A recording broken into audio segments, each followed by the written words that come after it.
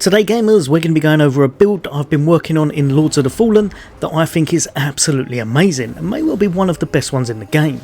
This is going to allow you to tackle some of the biggest and baddest enemies like you can see in the footage here without any real issues most times.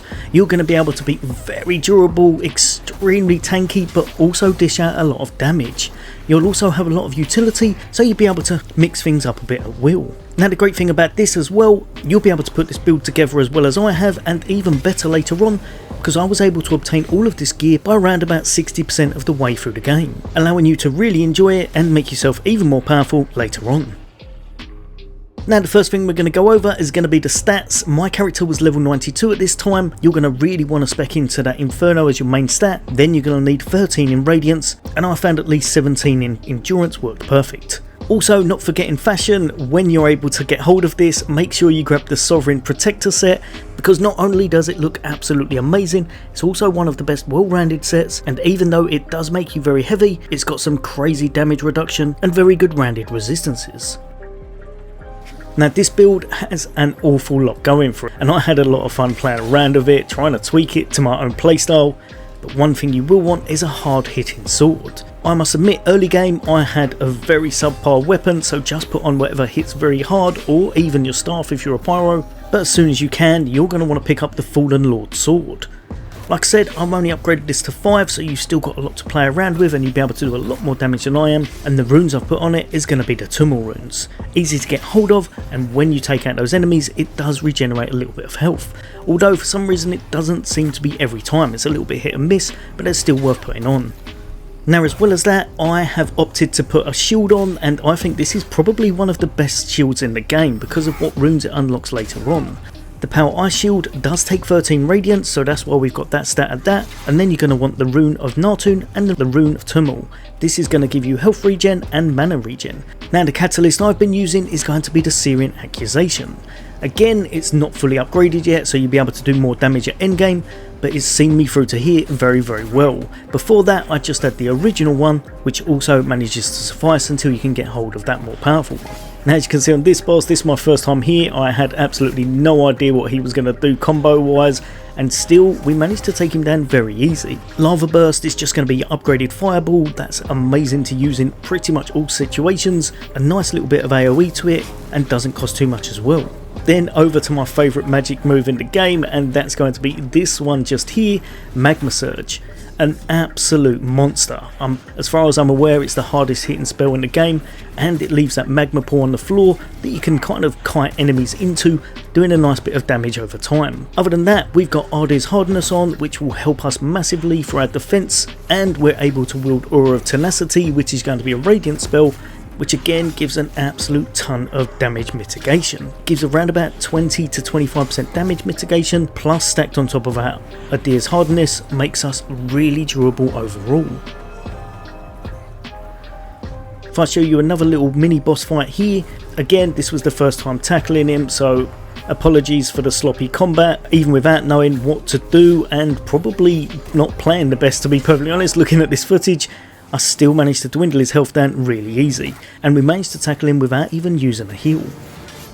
Most times without a build like this, 1 or 2 hits and you are completely gone. You've got to play amazing and do a lot of dodges or parries. I always try to make sure my build carries me through, as my skill level is probably nowhere near that of a lot of other players. So my approach was a lot more on the side of make my build durable, make it tough, make it so it can do a massive amount of damage, and we're going to face tank as much as possible whilst also using our spells to enhance us and destroy our enemies at will.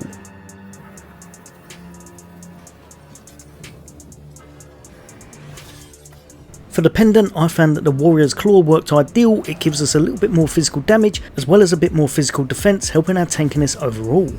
For the rings, these two are what kind of binds this together. That's going to be the Ring of Radiant Preeminence. That allows you to cast radiant spells now, whereas before we wouldn't be able to, and the Mana Stone Ring, which regenerates your mana. These two together are ridiculously good. Plus we've got the Nartun rune, which helps, as you can see here, with our current mana. It now, rather than going down, we've got both those buffs on nigh on permanently, and our mana is still regenerating upwards. allowing us to cast spells and keep our damage mitigation ridiculously high. The fun thing about this, it allows you for so much versatility. You can even jump into co-op or PvP with the exact same setup, even though you may want to swap a few magic spells out, which I'll show on the screen here.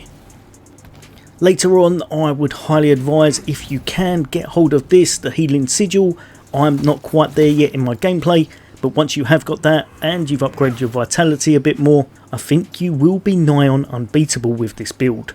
You'll be pretty much invincible, you'll have regen, you'll have healing, you'll have damage mitigation, as well as some nice damage. The only thing that it can't stop is lag, and if you're playing PvP and you've seen things like this guy's hitting a wall over on the complete opposite side to me, but he's still managing to dwindle down my health. At this point, I advise going to grab yourself a drink, because nothing you do is going to change the outcome.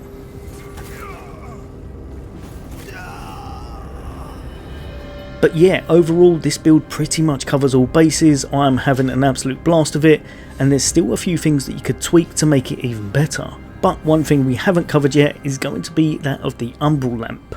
The Umbral Lamp is also going to play a massive factor into this, allow us to regain a lot of health whilst negating even more damage. So if you see this character just here, I'm going to take a few of the guys out on the ridge. When enemies are at a distance, remember, if they're motionless or if they're very slow moving, then Magma Surge is definitely going to be the way forward.